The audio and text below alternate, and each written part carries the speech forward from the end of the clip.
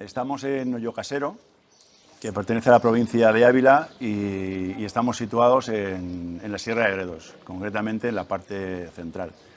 Ahora estamos a una altitud de 1.380 metros y Hoyocasero, fundamentalmente, de lo que vive la gente es de la ganadería.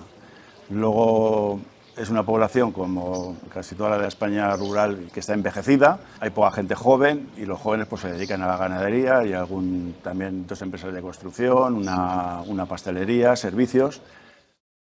Hoyocasero históricamente pues, data inmediatamente después a la peste, el siglo XIV. Anteriormente el núcleo de población estaba a 4 kilómetros de aquí.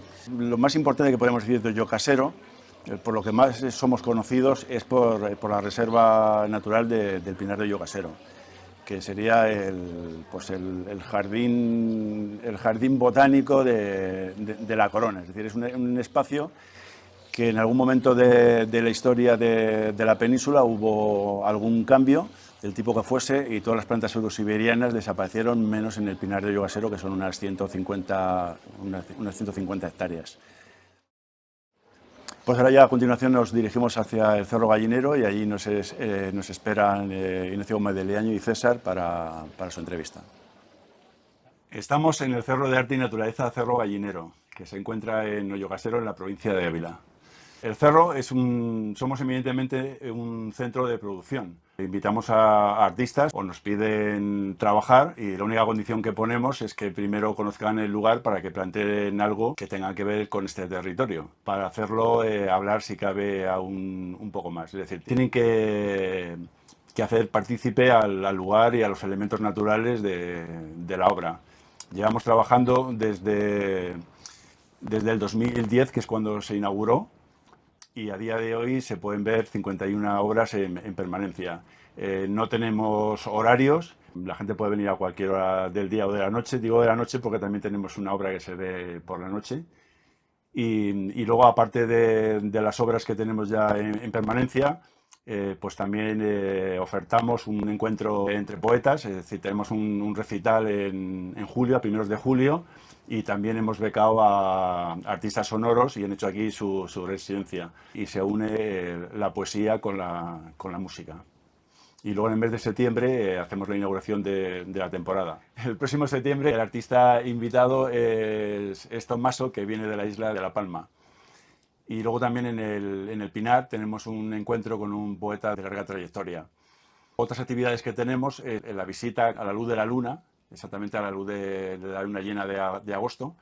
Y luego en octubre, durante todo el mes de octubre, tenemos una obra que tiene una conjunción solar. El sol entra por una escalera y se proyecta todo el sol hacia el final de esa escalera. Y ahí también tenemos ese día una visita guiada con música. Y el día también de la visita con luna llena también tenemos, aquí en el laberinto, también tenemos música.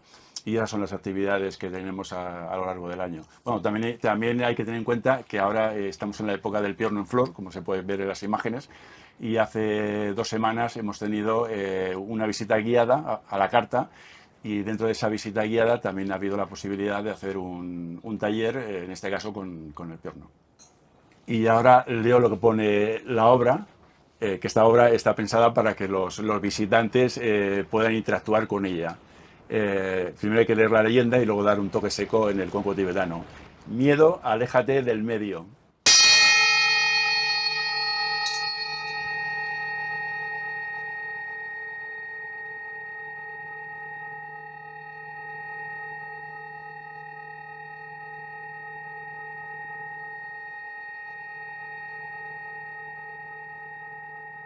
Buenos días, Ignacio.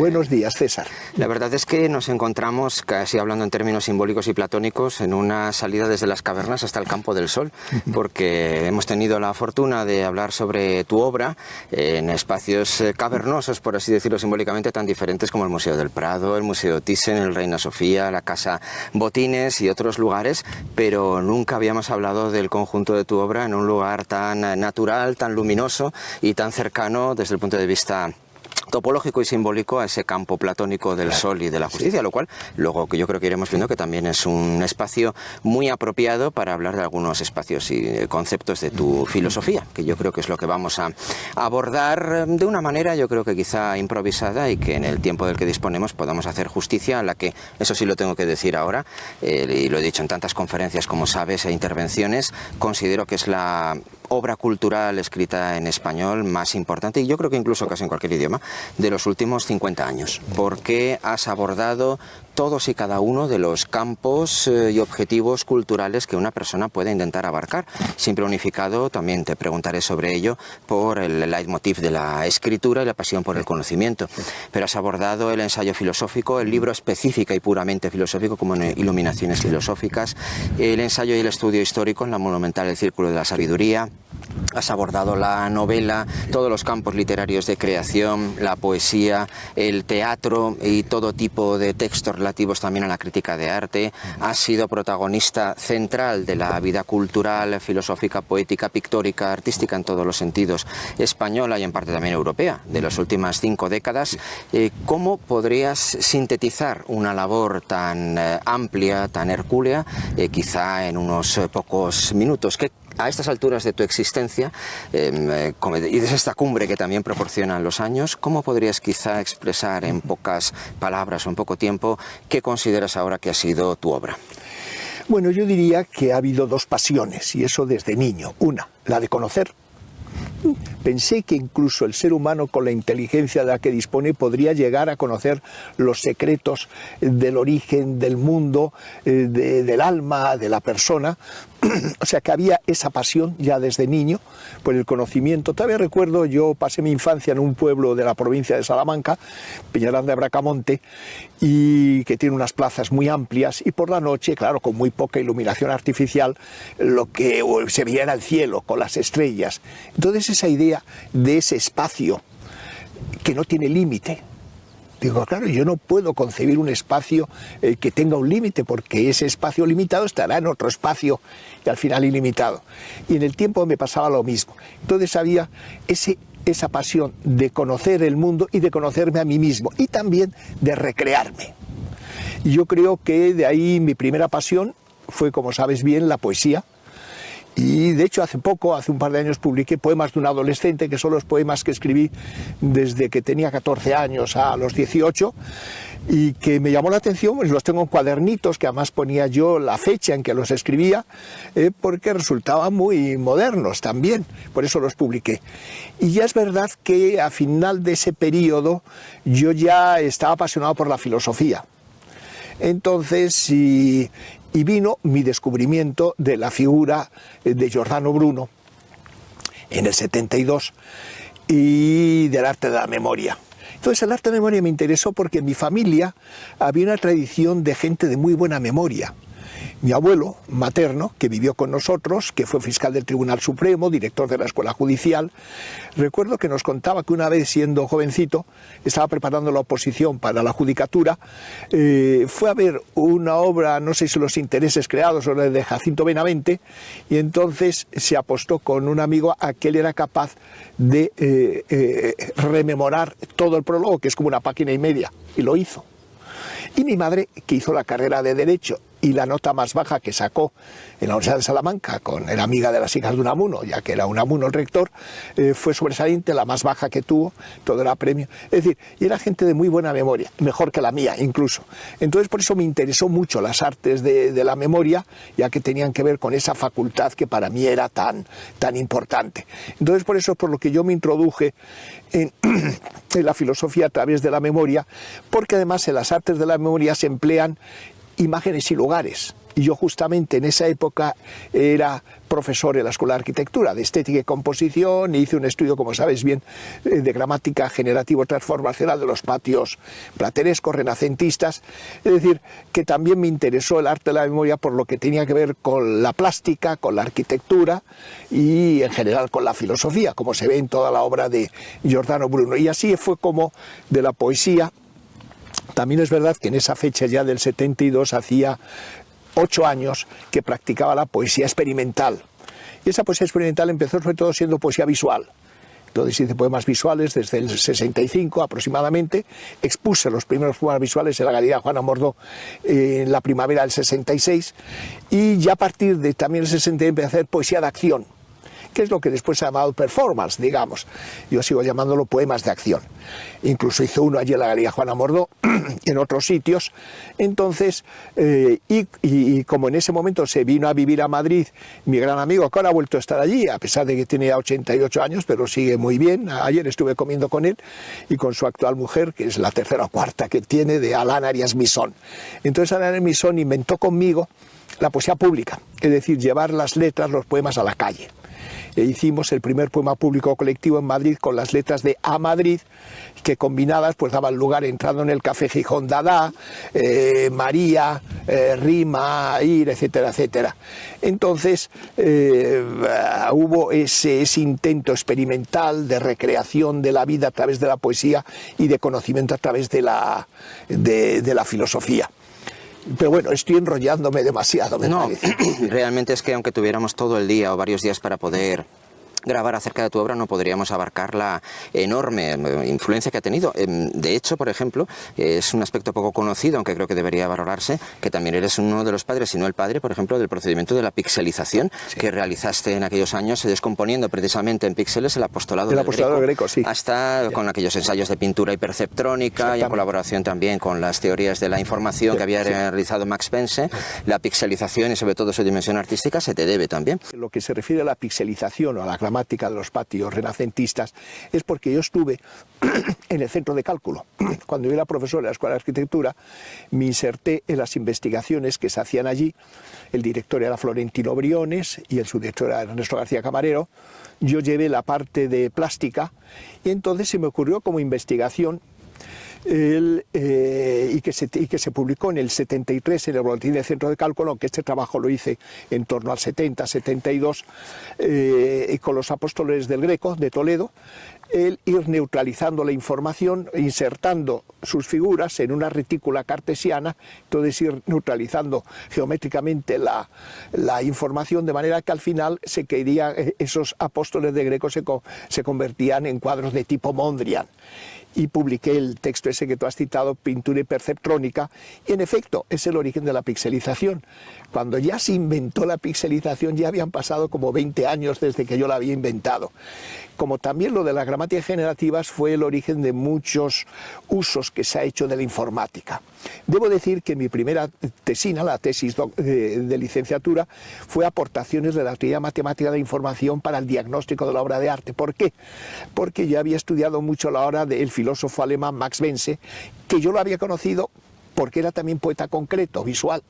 Incluso a su viuda, que ya murió con más de 90 años, hace pocos años, Elisabeth Walter Pense, venía a verme a Madrid hasta que murió hace un par de años, o 3 años ya. Yo iba a verla también a Stuttgart y allí conocí el despacho de Max Pense, que murió hace ya muchos años.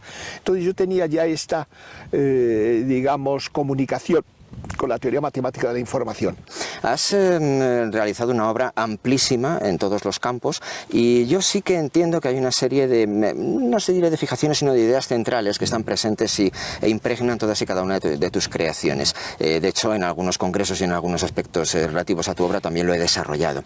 Me gustaría preguntarte por el papel central, por un lado, de la imaginación, que has abordado desde el punto de vista teórico en libros tan importantes como El idioma de la imaginación, que también está presente en la gran investigación del Círculo de la Sabiduría y también en otros muchos textos sobre artistas, y su fusión al mismo tiempo con la memoria, que acabas un poquito de empezar a explayar, pero no solamente con esa memoria artificial o memoria natural, ni siquiera tampoco con la memoria artificial que los autores del arte de la memoria de Simónides de Ceos convirtieron en una techné y en un ars, sino sobre todo qué interrelación a tu juicio existe entre esas dos facultades que sí que habían sido por lo general despreciadas por la tradición de la filosofía occidental, que siempre se había orientado hacia el predominio de la razón, una razón analítica, también volcada hacia lo instrumental, centrada en la filosofía y la lógica aristotélica.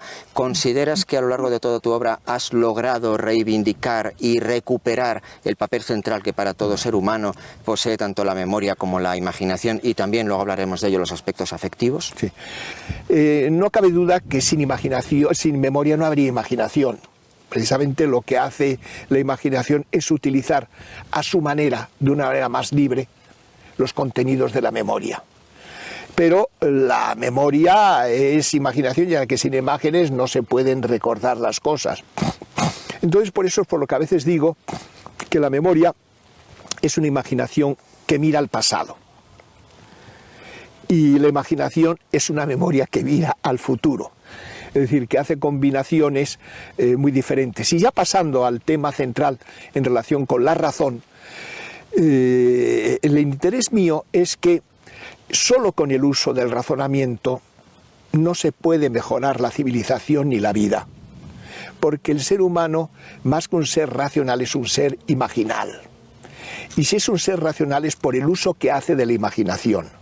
Pero así vemos cómo la publicidad, la propaganda, no se hace a través de razonamientos. La propaganda, que es la que influye más en el comportamiento, la conducta, no se hace, digamos, por razonamiento, sino por el juego de las imágenes, el espectáculo, en definitiva.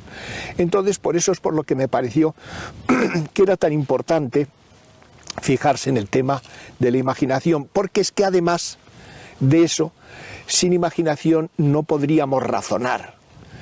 Es verdad que la imaginación no es lo mismo que la razón ya tiene unas exigencias de uso sobre todo de la palabra. También había otra razón, y es que por razón se entiende sobre todo un uso lógico de las palabras, mientras que a mí me interesaba más hacer una razón práctica, que llamé así, que es hacer un uso adecuado de las imágenes.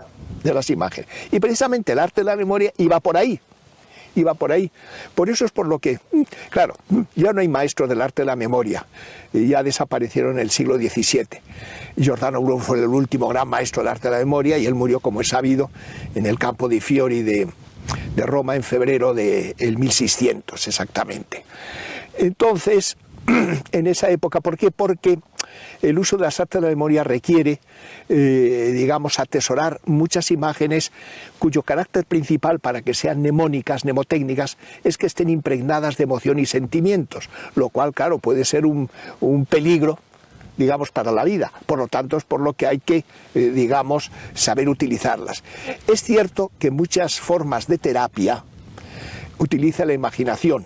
Digamos, yo las estudio en apéndices de mi libro de Idioma de la Imaginación, pues una es si uno tiene, por ejemplo, una especie de fobia a ir en avión, entonces uno de los remedios que se dan es que uno imagine subiendo un avión la reacción que tiene y sigue haciendo esa misma imagen hasta que al final, digamos, se sienta tranquilo, o sea, no se sienta con miedo. Pues es una terapia de conducta esa que se ha empleado, y bueno, y en el caso pues del psicoanálisis, sobre todo en el junguiano, aunque también en el de Freud, pues la imaginación, las imágenes, en este caso oníricas y no oníricas, en el caso de Jung son muy importantes, en el caso de Jung los arquetipos también. Es decir que aquí nos encontramos con que también la imaginación y la memoria tienen una función racionalizadora de la vida, porque la racionalidad de la vida no puede estar solo en el debido uso de las palabras, sino también de las imágenes, de los espectáculos, y más en un momento histórico como el nuestro, en que ha habido un desbordamiento de imágenes y espectáculos. Cosa que si no se cuida, entonces puede contribuir a la estupidización, ya que generalmente con las imágenes del espectáculo va unido la emotividad. Y de hecho, se ve que en las películas, y yo sé que tú eres un gran conocedor del cine, yo no lo soy, y yo de joven sí iba mucho al cine, de mayor ya no, pero en las películas hay mucho espectáculo, siempre hay un hospital, una muerte, un cementerio, un accidente, en fin, un animal que se desmanda, yo qué sé, pero razonamientos no dedican ni medio minuto, o sea, un razonamiento, digamos, aristotélico, por así decirlo. Es decir, que también en eso es muy importante el saber complementar esta especie de predominio que hoy en día tiene el espectáculo, las imágenes, a través de los medios, claro, porque antes no había, era el teatro, pero no había el cine, la televisión, digamos, con este debido uso de las imágenes. De hecho, tu preocupación hacia todas las dimensiones de la realidad se puede entender, o al menos yo lo he entendido estudiando siempre toda tu obra, como un acercamiento integral, puesto que una vez que se despertaron en ti quizá desde un punto de vista más poético, creativo, en las primeras décadas, años de vida, hasta que has intentado abordar todas y cada una de las dimensiones de sentido e implicaciones que poseen los temas que te han preocupado siempre. Has abordado el fundamento de la realidad, la razón, la imaginación, la memoria, el eros, las emociones, por ejemplo, en iluminaciones filosóficas, pero también lo has trasladado desde el punto de vista creativo al teatro, a la poesía y a prácticamente todas las manifestaciones de la poesía visual y concreta, como antes hablábamos. ¿Consideras que una característica fundamental de tu obra es precisamente la de la radicalidad entendida en el mejor sentido del término, es decir, llegar a las raíces últimas de esos problemas filosóficos y vitales que realmente te apasionan, para después convertir esas raíces en el punto de partida que nutre también el tronco y las ramas y las flores y los frutos y las hojas de toda tu producción? Sin lugar a dudas, por eso es por lo que mi filosofía empieza con los sentidos, digamos. Sin los sentidos no podríamos imaginar nada, ni entender nada. Es verdad que hay dos dimensiones de lo sensorial. Una es la que se dirige al conocimiento. O sea, ahora tengo la sensación de ver unas plantas y digo, esas plantas, piornos o retama o como se llama, gracias a que las estoy imaginando cuando consulto con alguien. Es decir, que la contribución de los sentidos tiene que ver sin duda con el conocimiento, pero también está con los sentimientos y las emociones. Y es curioso porque es verdad que lo que nos aportan los sentidos siempre es relativamente vago. Por ejemplo, yo estoy viendo ahora unas flores amarillas, pero no sabría decir en qué grado matemático de amarillez se las puede insertar. Son amarillas, vago. Pero todavía con los sentidos, cuando ahora siento dolor, si digo, tengo un dolor muy intenso, no, es un dolor muy suave, pero tampoco sabría medirlo. Digamos, es otra manera de sentir, en la que se basa el placer y el dolor. Que además son complementarios, el placer y el dolor. Si no hubiese dolor no habría placer, y si no hubiese placer no habría dolor, de todo nos parecería igual. Mientras que como hay placer, si nos falta, entonces sentimos dolor, y si sentimos dolor, entonces nos falta el placer. Entonces tiene estas dos dimensiones, el sentir, que es como empecé mi filosofía, estudiando la medida de lo posible, digamos, el sensul, lo sentido, en esas dos dimensiones, la afectiva, llamémosla, y la cognoscitiva, llamémosla. Esas son las dos dimensiones fundamentales de la persona, el conocimiento y el sentimiento. Y el conocimiento a través de los sentidos es un conocimiento muy vago. Todavía es más vago el del sentimiento, ya es mucho más vago. Es verdad que después hay aparatos que se han inventado pues para tratar de medir matemáticamente lo que se siente. Por ejemplo, la vista. Pues bueno, pues hay aparatos para saber qué grado de miopía tienes. Claro, y ya con el sentido, tanto lo sentido cognoscitivo como lo sentido emotivo, está la base de la imaginación. Entonces, sin sensaciones no habría imaginación de nada. Y ya la razón se empezó a fundamentar cuando el ser humano empezó a hablar. O sea, empezó a ver las cosas de una manera racional. Ya, esto es flores. Había muchas clases de flores, pero todas las meto en el mismo género de las flores, porque se parecen en esto, en esto. Luego ya indica un razonamiento ahí y un conocimiento. Todo esto es naturaleza. Pues lo mismo, también la naturaleza ¿frente a qué? Frente al artificio o a la construcción.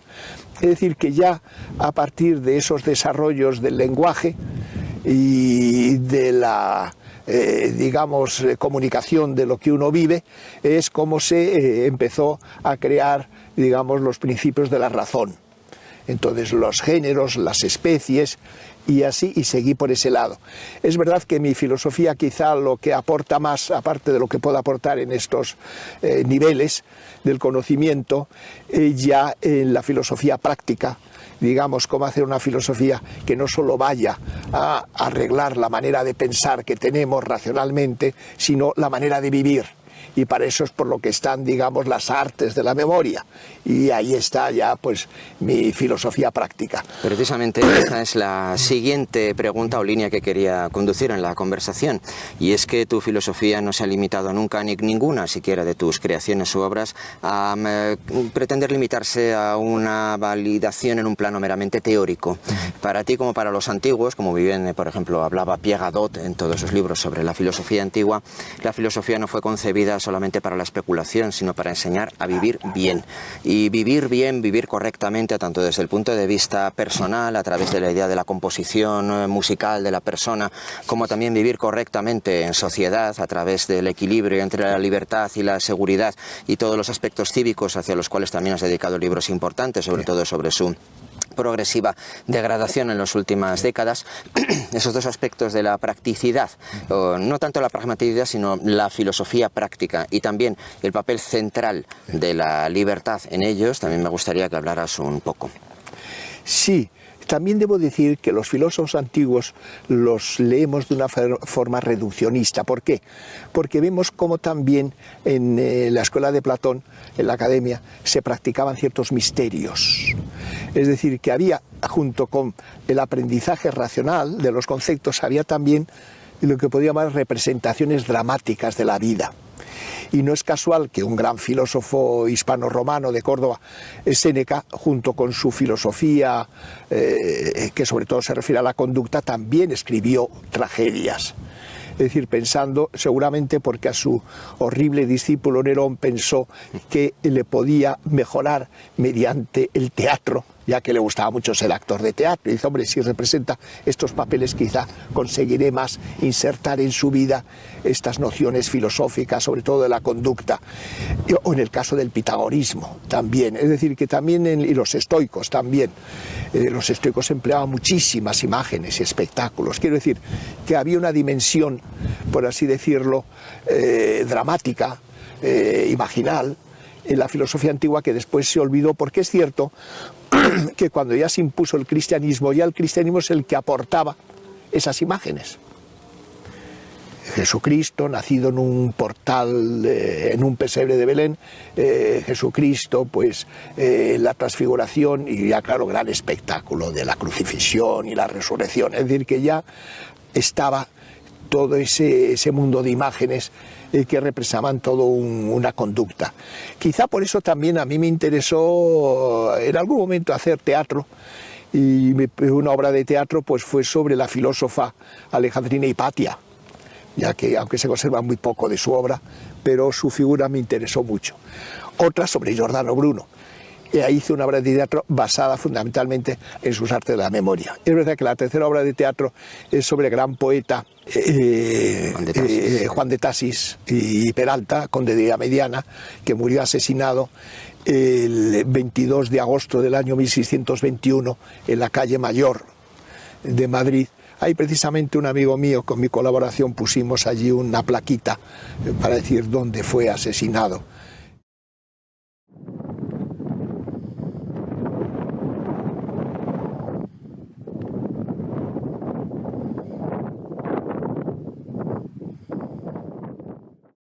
Me gustaría también preguntarte acerca de otra dimensión, a mi juicio, de una trascendencia extraordinaria de tu obra. Como bien sabes, para mí una obra absolutamente central de tu producción es El Círculo de la Sabiduría, en el cual no solamente aparecen todos los problemas y reflexiones relativas a la memoria, la imaginación, el tiempo, sino que también, a mi juicio, ha logrado transformar plenamente la comprensión y las relaciones entre Oriente y Occidente. Es una obra, a mi juicio, profundamente capital, que debería ser lectura obligatoria para una enorme cantidad de especialistas y de amantes, sobre todo, de esos aspectos de la relación entre el mundo oriental y el mundo occidental, que todavía no ha gozado del impacto y de la difusión que yo creo que merece. Pero sí me gustaría preguntarte, ahora que han pasado ya 20 años desde su primera publicación. 98, en el 98, o sea, pasó 27 años, 28. Es verdad, es la primera edición en Siruela. Sí. Si ahora pudieras incluso ramificar o repensar algunos aspectos del Círculo de la Sabiduría, ¿cuáles consideras que potenciarías todavía más o cuáles incluso ramificarías? Bueno, yo empezaría diciendo el cómo se me ocurrió iniciar esa investigación. Yo ya cuando era profesor de la Escuela de Arquitectura, con 23 años, di algún curso sobre estética zen. O sea, me interesé por el arte chino-japonés y por los mandalas. Y entonces, claro, cuando me puse en el 72 a estudiar las artes de la memoria de Bruno y otras artes de la memoria, vi que utilizaban diagramas de tipo mandálico. Digo, qué curioso.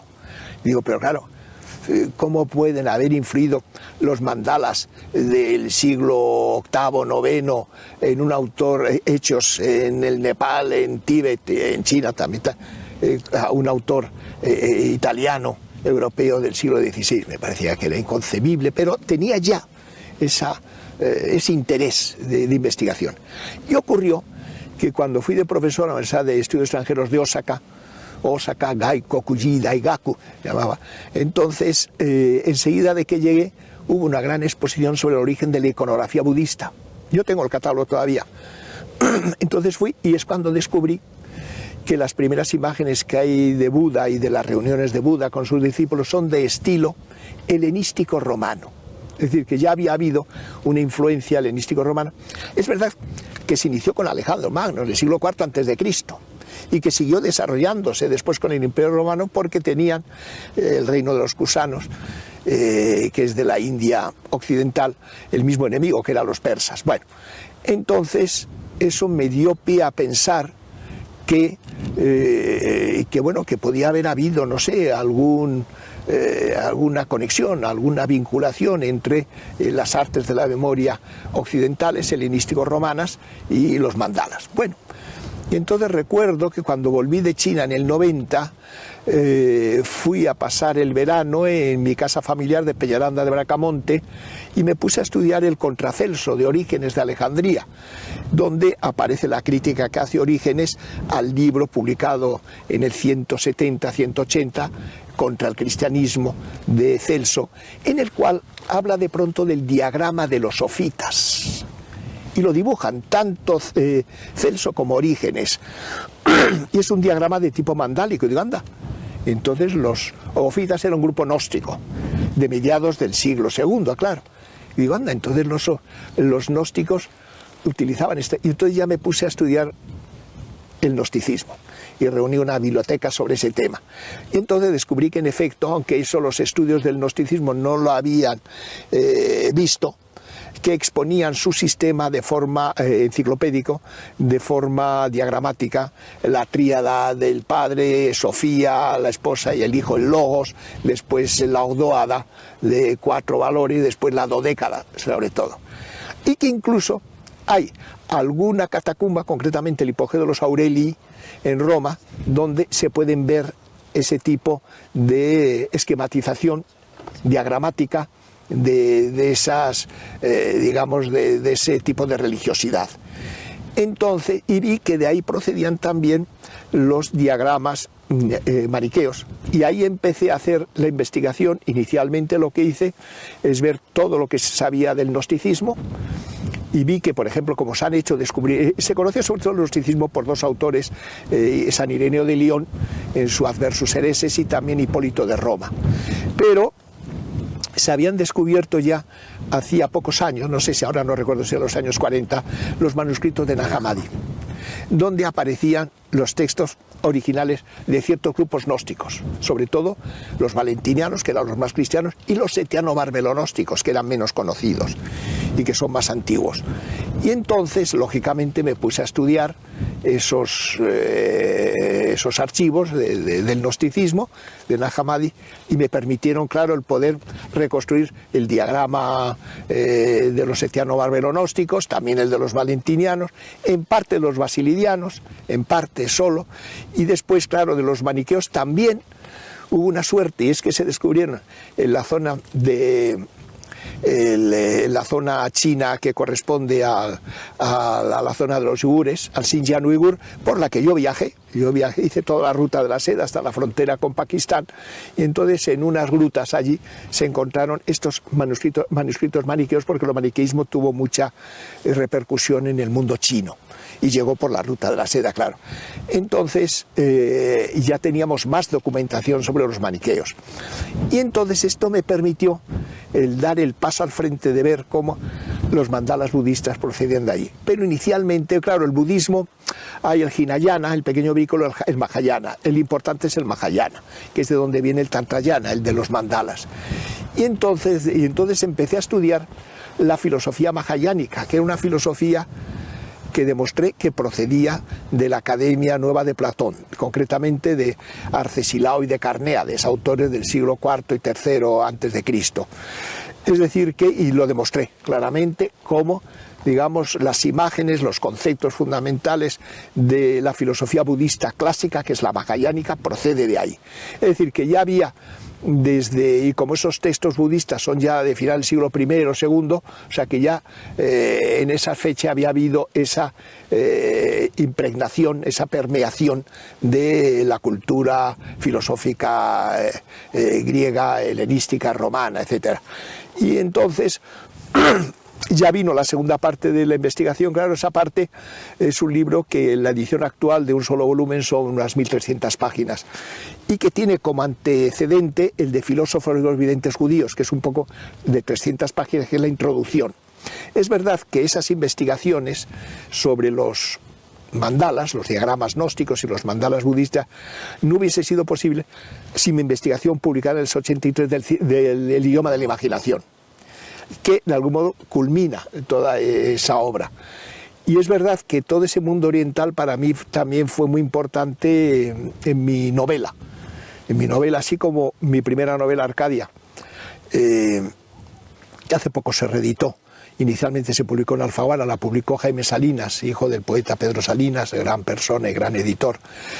Fue fruto del primer viaje que hice a Grecia, que fue la primavera del 75, y que lo hice gracias a un libro.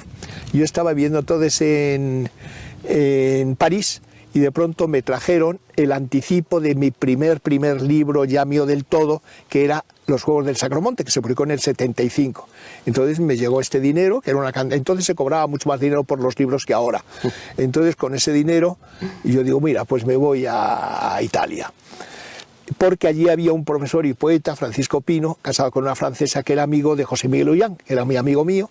Entonces le llamé, muy amable, y de pronto me dijeron, mira, nosotros no hemos estado nunca en la costa amalfitana, la zona de Nápoles, Pompeya, y pensamos ir, porque era ya la Semana Santa. Si quieres acompañarnos, yo digo, yo encantado, claro. Entonces me fui y me impresionaron tanto las ruinas de Pompeya y el Museo de Arqueología de Nápoles, Museo Nacional de Nápoles, que yo ya no me volví con ellos. Y por eso todavía no visité Roma, sino que digo, mira, yo lo voy a coger, cogí un tren, llegué a Brindisi, allí cogí un barco que me dejó en Patras y ya inicié mi viaje por Grecia.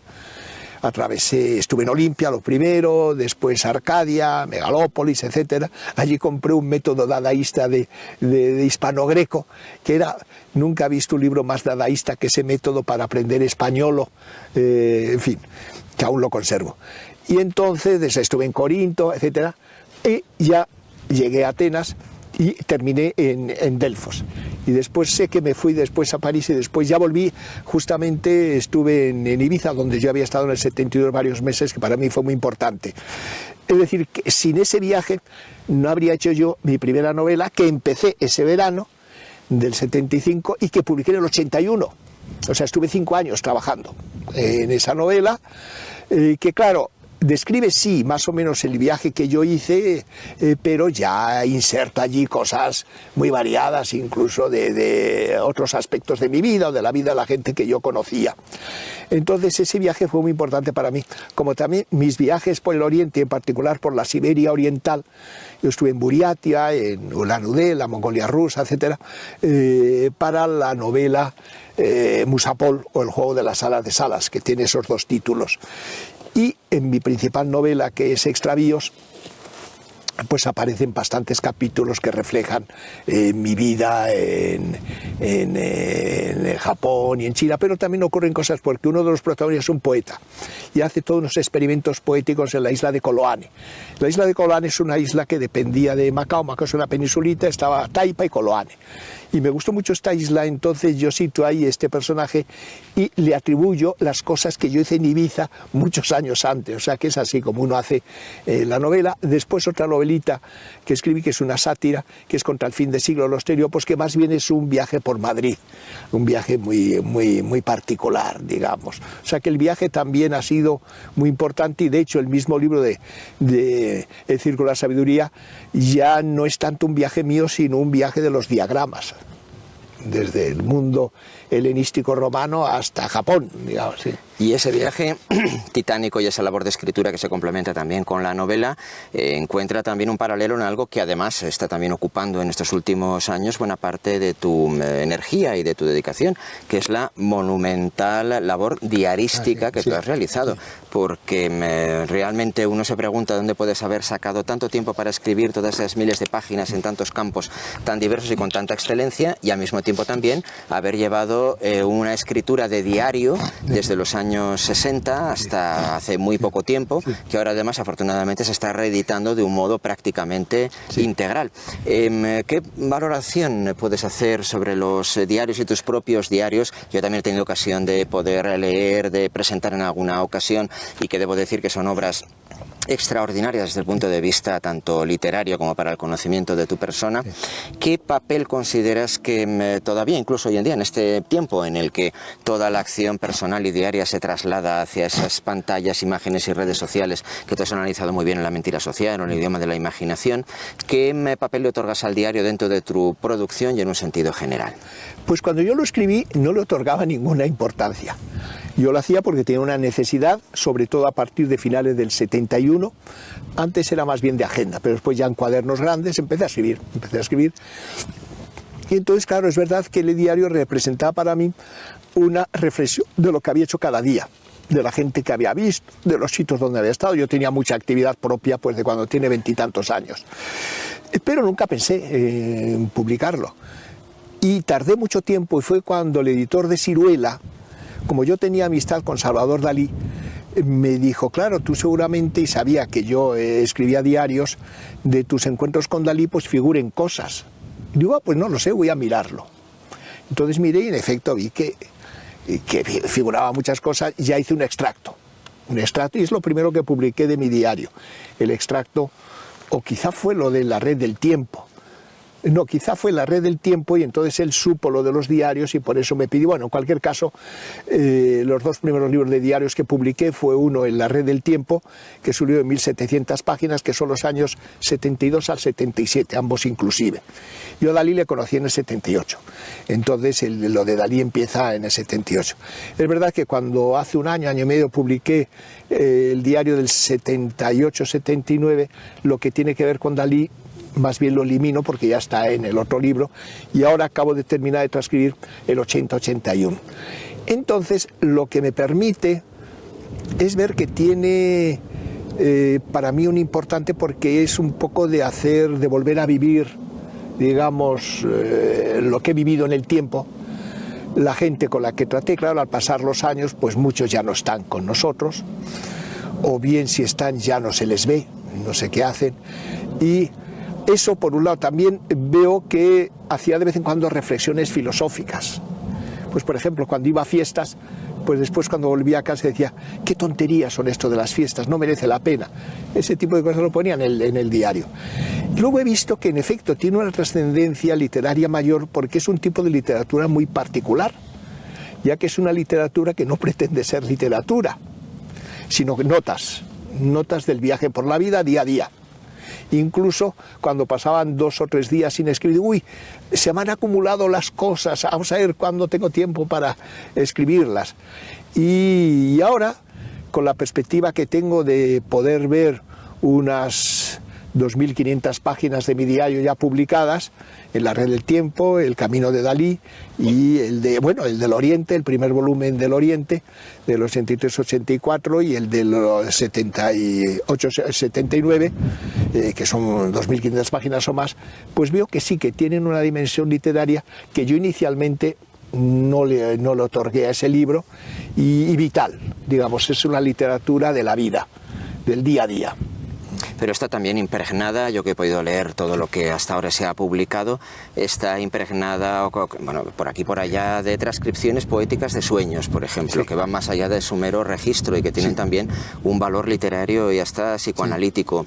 Hay fragmentos de pura efusión poética, hay fragmentos o largas páginas de conversión de la propia vida o la de los demás en todo tipo de géneros poéticos. Tu obra va mucho más allá de eso, y en ese sentido quería enlazar con otra dimensión, dado que estamos además en plena naturaleza, que también está presente quizá de un modo menos evidente en buena parte de ella, pero que es precisamente la propia relación de tu obra con lo natural. Creo que está muy presente en tu propia formación, en tus propios primeros impactos infantiles y adolescentes, la relación con el paisaje leonés, bueno, salmantino, la región leonesa, y abulense, Peñaranda, abulense también, castellano, y al mismo tiempo también esa sensación o esa relación directa con los ritmos de la naturaleza, que también se deja traslucir en otros modelos fundamentales que no son naturales sino culturales, pero que tanto te han influido, que es el ritmo, la prosodia, la elegancia, la claridad de los escritores españoles fundamentalmente del Siglo de Oro.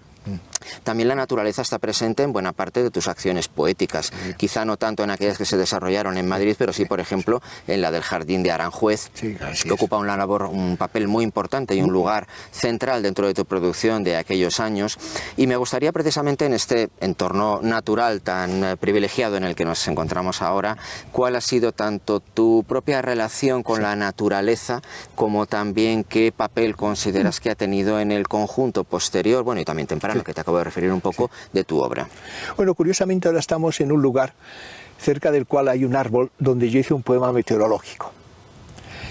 De hecho, el primer poema meteorológico lo hice en Ibiza en el otoño del 72.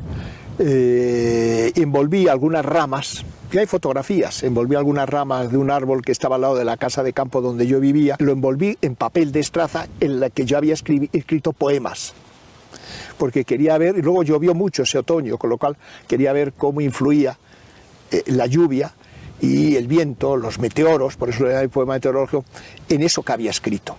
Pues bueno, pues hace un par de años hice lo mismo aquí. De una manera más desarrollada, utilicé más papel, más ramas de árbol, tenía más colaboradores. Pero en Ibiza también hice alguna foto, o sea que en la Red del Tiempo, que es mi diario desde el principio del 72, se pueden ver el relato de eso.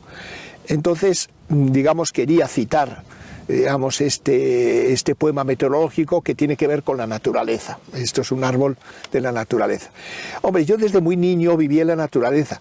Mis padres tenían fincas importantes, una de ellas a la Cruz del Prado Moro, que está en el límite de Salamanca con Ávila, y muy cerca también del pueblo de donde nació San Juan de la Cruz, Fontiveros. Por eso yo a veces he sostenido la hipótesis de que si se puso de la Cruz fue porque hacía excursiones de niño, de adolescente, a nuestra finca, la Cruz del Prado Moro, y entonces, pues yo de la Cruz me llamo. Bueno, en cualquier caso, de hecho, yo escribí parte de Arcadia allí. Por eso empieza, el personaje está en un sitio que se inspira en la casa que teníamos en la Cruz del Prado Moro, concretamente al lado de la verja, de la ventana, que daba a una especie de comedor-cocina, y es decir que ya en mi primera novela el comienzo es mi experiencia del campo. Entonces era muy importante el campo, íbamos mucho a esta finca y yo ya de adolescente me quedaba allí a pasar algunas semanas. Y después otra de esa que teníamos, Juarros, que era toda más impresionante, mientras que la de la Cruz estaba cerca, estaba como a 7 o 8 kilómetros de Peñaranda, ibas a Cantaracillo, después camino de Paradinas, estaba ya la Cruz. Pero la otra había que pasar por Macotera, después recuerdo Santiago de la Puebla y después Alaraz, después nos metía ya en Encinares, en Encinas. Allí estaban bastantes de esas de los duques de Alba, recuerdo la de Gallegos y la de Gómez Velasco. La nuestra la había comprado un tatarabuelo mío, al duque de Veragua, precisamente para darla como dote a mi bisabuela Josefa Méndez. Entonces pues viene de nosotros desde los bisabuelos, y es Juarros. Una parte de Juarros era de parientes nuestros, y la nuestra era la más bonita, porque la casa estaba en un alto, después venía una larga pendiente, el río, y una vega inmensa, y se veía Gredos al fondo, y la Peña de Francia también. Y había cerca el Santuario de Valdejimena, y yo allí me encantaba el sitio. La casa era muy bonita, está muy bien puesta, por supuesto sin luz eléctrica. Entonces, pues para mí fue una manera de vivir en el campo, en el río. Yo me solía sentar mucho en un fresno que había al lado del río, porque era como un trono, ya que tenía como dos ramas de fresno que eran como el respaldo, y tenía el río al lado. Es decir, que el campo ya desde mi infancia, adolescencia, estuvo muy vinculado. Después, cuando pasé ya con 16 años, 15, 16 años en Ibiza, era en el campo, donde vivía. Y eso pues siempre me gustó mucho, y por eso es por lo que aparece bastante, digamos, en mis novelas, como he dicho, en Arcadia y en otras, sí. Pues estamos llegando ya al final de la entrevista, en este tan insólito y también grato paraje, aquí bajo, como comentábamos al principio, un sol casi inclemente, que es símbolo de la justicia, el bien y el orden platónico, y no sé, a modo de quizá reflexión o consideración final, si querrías dedicar algún tipo de, bueno, pues de reflexión, no solamente acerca de la entrevista que hemos realizado, sino también ahora que te estás en una etapa vital en la que has podido percibir y contemplar el desarrollo de buena parte de tu producción, que yo siempre te he dicho que todavía tus mejores obras siempre estarán por llegar, porque tanto desde el punto de vista intelectual como creativo creo que todavía persisten y se tienen que trazar muchísimos caminos de todas esas ideas centrales que la jalonan. Si me quieres efectuar algún tipo, como digo, de síntesis reflexiva o consideración final. No, yo querría hacer, porque no hemos tratado, yo fui profesor muchos años de teoría sociológica en la Facultad de Ciencias Políticas y Sociología. Y entonces, como me había dedicado al tema de la imaginación mucho, en el libro de Idioma de Imaginación del 83, digo, anda, mira, pues lo que voy a hacer es ver la repercusión sociopolítica de las imágenes. Entonces publiqué mi libro, unos años después, que se llama La mentira social, y que se subtitula Imágenes, mitos y conducta, sobre eso. Es decir, que ya también tuvo mi obra esta ramificación reflexiva de tipo sociopolítico, que después aparece en Recuperar la democracia o en Democracia, Islam, Nacionalismo. Es otro tema al que estudié mucho, ya que la influencia que tiene el Islam. Entonces estudié la vida tremenda de Mahoma y lo que enseña en el Corán. Y también quizá otra pasión que tuve de tipo histórico fue por la figura de nuestro rey Carlos III. Y precisamente el libro que le dediqué, El reino de las luces, Carlos III entre el viejo y el nuevo mundo, el año pasado se publicó en una importante editorial alemana también. ¿Por qué? Porque sin Carlos III no habría habido neoclasicismo, y eso que él era un señor de mediados del siglo XVIII. ¿Por qué? Porque él fue el que auspició y siguió con detalle las excavaciones de Herculano y Pompeya, y sin las cuales no habría habido el movimiento neoclásico. Y no solo eso, sino que en una imprenta que él fundó también, cerca de Nápoles, es donde se imprimieron maravillosos grabados de los hallazgos, que fueron importantísimos, de pinturas, mosaicos y esculturas. Yo tuve la suerte de que un amigo que sabía de mi afición a la bibliofilia tenía un volumen con 200 de estos grabados, que son grabados del año 1750 a 1760, 200 maravillosos grabados, con lo cual se lo compré sin pensarlo dos veces. Entonces, ese aspecto también de la figura de un rey como Carlos III, sobre todo por la importancia cultural que ha tenido en la arqueología, en la historia, y porque en su reinado es cuando se inicia la antropología cultural y la etnología, porque van las naves españolas hasta Alaska y van con etnólogos que van estudiando el comportamiento de las tribus que se veían por allí. Es decir, que vemos que no solo, digamos, pudo poner en valor y reconocimiento el mundo clásico a través de Pompeya y Herculano, sino también civilizaciones pretérica, por ejemplo la de los mayas en Palenque, también las ruinas mayas de Palenque pues se excavan en su tiempo. En fin, que no me atrevería a resumir en una frase, digamos, mi obra. Yo creo que es eso, el el deseo de conocer y crear. Es eso. Yo la resumiría mi obra en eso, en la pasión por conocer y por crear. Es eso. Pues muchísimas gracias, Ignacio. Ha sido todo un privilegio poder haber vuelto a hablar de tu obra contigo en este extraordinario e irrepetible escenario, y muchas gracias por brindarnos tu pasión y tu conocimiento y tu sabiduría, que seguirá, espero que por muchos años, desplegando sus amplios círculos. Y muchas gracias por tener tan buen interlocutor como tú.